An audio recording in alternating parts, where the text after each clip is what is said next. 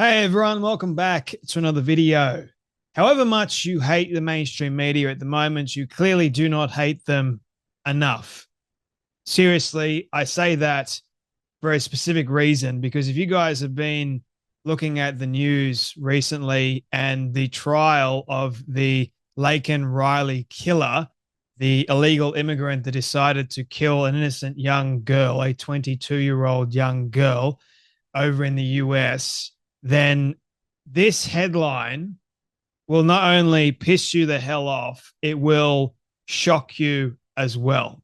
And I have to apologize in advance for this because when I first saw this, number one, I was obviously pissed off. Number two, I was angry, like really, really angry. And secondly, I was also just saddened at the same time. So I was feeling all kinds of emotions when I saw this. Now, Laken Riley's life was taken at the hands of a despicable and evil, vile human, an illegal immigrant that entered into the US illegally. Now, the mainstream media has painted out this killer like he is the victim. And that's why MSNBC they recently changed the headline, but the actual context and the words in the article itself, they have not changed, but the headline blew up on social media. And here's why.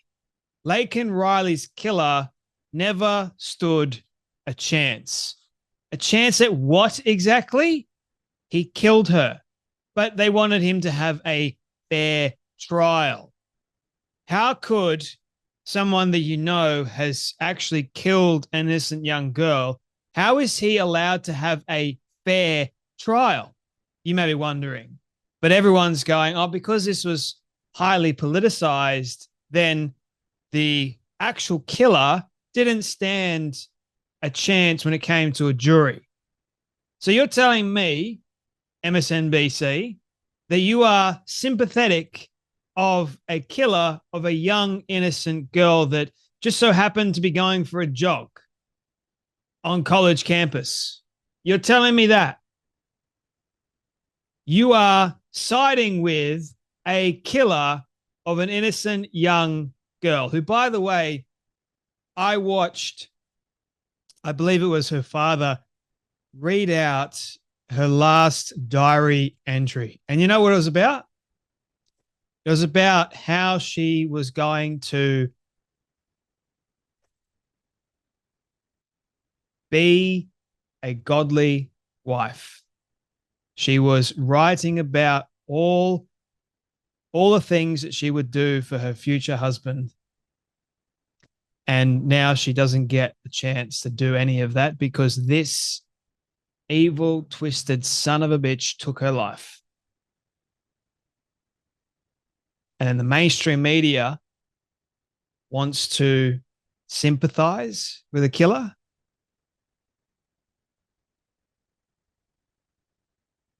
I'm sorry, guys, if I get fiery in this video, you can imagine why. Donald Trump Jr. goes, you literally can't make this level of depravity up. These people are sick. The guy is a murderer. He's an illegal alien that killed an innocent young woman, but MSNBC would rather go to bat for him. However much you hate MSNBC, it's not enough. Brandon Strucker goes, I just read the full article. It's much worse than this headline. There is zero empathy for the victim, only for the killer. The hatred our media has for its own people is sickening. So here is what MSNBC changed the headline to. The guilt of Laken Riley's killer was never in doubt. For all the political controversy surrounding Jose Ibarra, the case against him was always a simple one. He's guilty. So let's have a look at this horrific article, shall we? By Danny Chavalos, MSNBC legal analyst.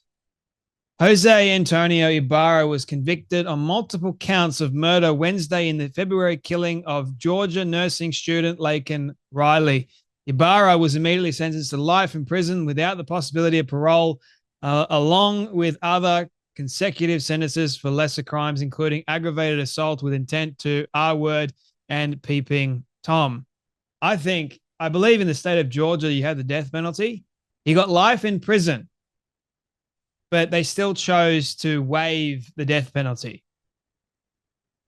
Anyway, Riley's murder became a political rallying cry at this summer's Republican National Convention because Ibarra entered the country illegally in 2022. But for all the political controversy, the outcome of this trial was never in doubt. The verdict was going to be guilty. Hello? Yes. He killed an innocent young girl. The sentence was going to be life without parole.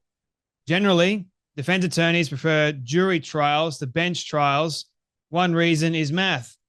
For the defense, this was a hopeless case. Oh, it's a hopeless case. We're trying to defend somebody that we know actually committed the murder. So why would you try and defend him in the first place? Oh, everybody has a right to a fair trial in the US. Yeah, except for when you know and you catch the person actually killing another human being, another innocent life was taken. The defense did the best it could with bad facts. What?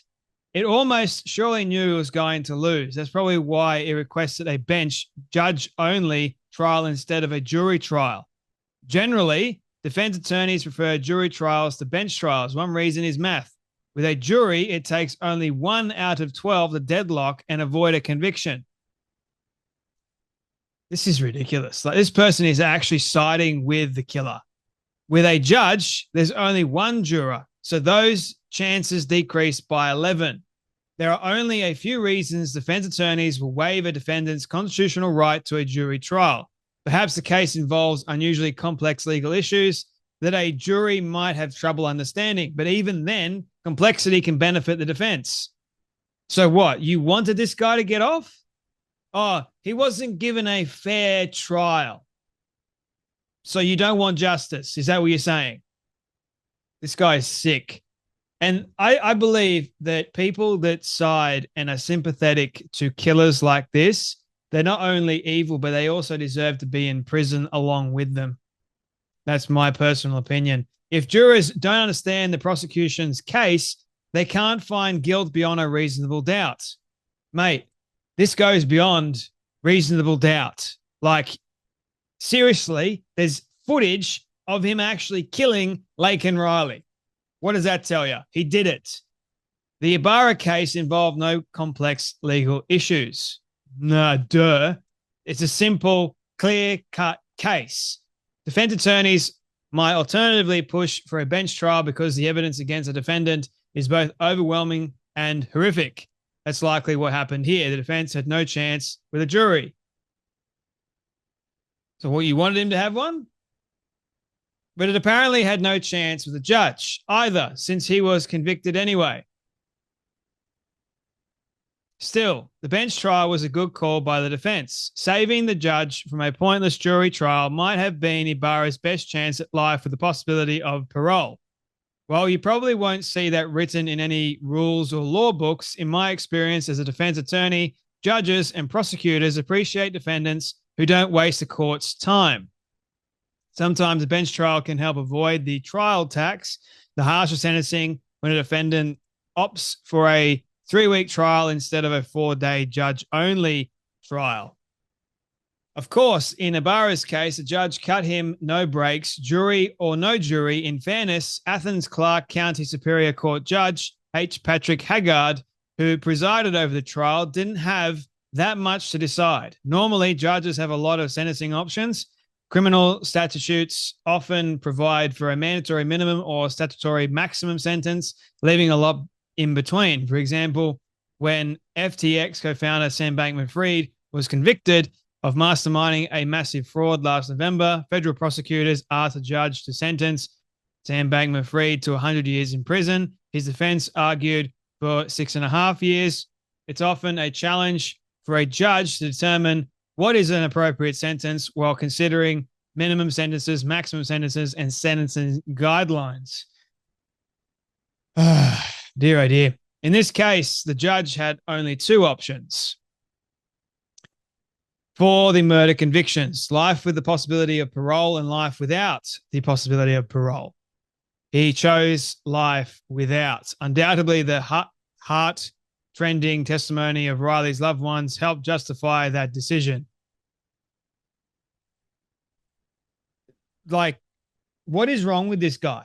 I know he's a defense attorney and he's probably defended very despicable and vile human beings, but you've got issues, mate. You've got serious issues. The judge also hit Ibarra with consecutive sentences instead of concurrent sentences. A concurrent sentence is a much better one for the defendant. It means he serves all his sentences at the same time. 3 concurrent 20-year sentences mean a defendant serves 20 years. 3 consecutive 20-year sentences equals 60 years behind bars. Under Georgia law, concurrent sentences are the default by the judge. Here felt concurrent sentences for life sentences, no less, weren't sufficient punishment.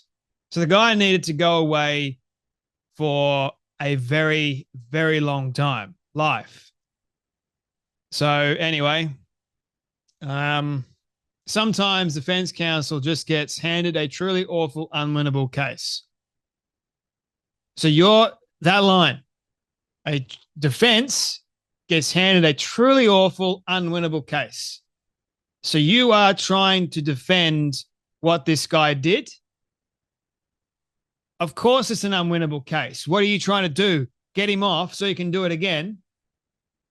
The defense choice of a bench trial not only saved the state the resources of a wasted jury trial, it also likely avoided unnecessary prolonging this traumatic experience for the victim's family. Oh, there we go, ladies and gentlemen. There we have it.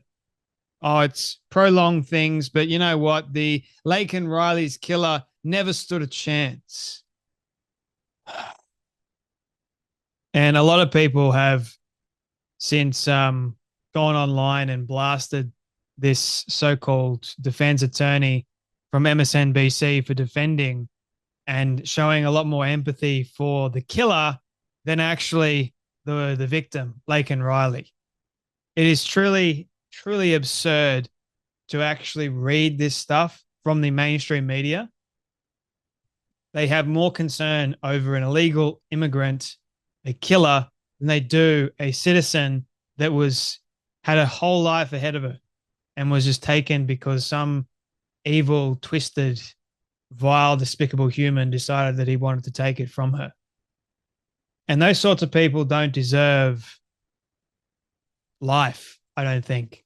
You take a life, I think the right, just approach for that is your own life as a result.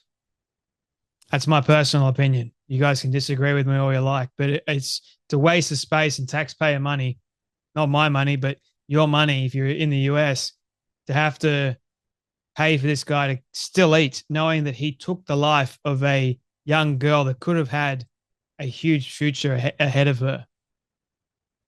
Disgusting. Anyway, you guys take care. You be blessed, and I'll see you all in the next video.